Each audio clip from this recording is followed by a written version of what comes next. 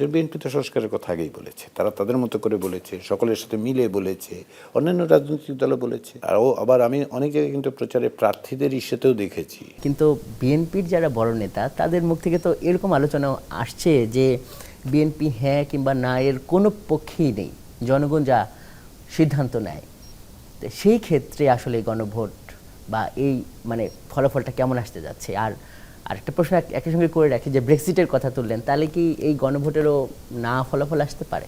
আমরা আশা করছি না যে এটা না ফলাফল হবে, আমরা চেষ্টা করছি, আমরা আশা করি, এবং সামগ্রিক পরিস্থিতি ইতিবাচক বলেই মনে হয়। আপনার পরের আগের প্রশ্নগুলোতেই যায়, আপনি ব্রেক্সিটের উদাহরণটা আমি দিয়েছি সরকার যে পক্ষে প্রচার করতে পারে তার উদাহরণ হিসেবে, এবং যে কোনো নির্বাচনের ক্ষেত্রে ওই অর্থে আপনি এক ধরনের অনিশ্চয়তা থাকবেই, মানুষ ভোট দেবে এদিকে সেদিকে।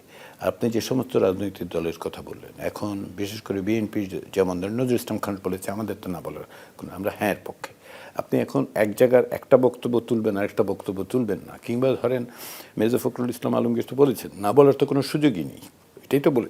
ফলে আপনারা যেভাবে এটাকে একটা নেগেটিভ, পলিটিক্যাল পার্টিগুলোকে এক ধরনের নেগেটিভ লাইটে পোর্ট্রে করার চেষ্টা হচ্ছে, আমি সেটাতে আপত্তি করি এই কারণে, রাজনৈতিক দলগুলোর যদি আকাঙ্ক্ষা, ইচ্ছা, আগ্রহ না থাকতো 9 মাস ধরে তাদের সাংগঠনিক দায় দায়িত্ব বাদ দিয়ে তারা এই প্রক্রিয়ার মধ্যেই ছিলেন।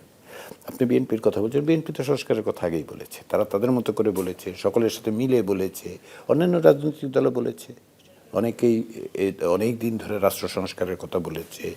তো ফলে রাজনৈতিক দলগুলো এখনও অতটা সক্রিয় হয়ে ওঠেনি কেন? দেখুন এখন পর্যন্ত যেটা হয়েছে সেটা হচ্ছে যে ওই মনোনয়ন দেয়া, নিজেদের মধ্যে এক ধরনের সমঝোতা তৈরি করা, দলগুলোর প্রত্যাহারের সময় যাচ্ছে, তারপর আপিল হচ্ছে।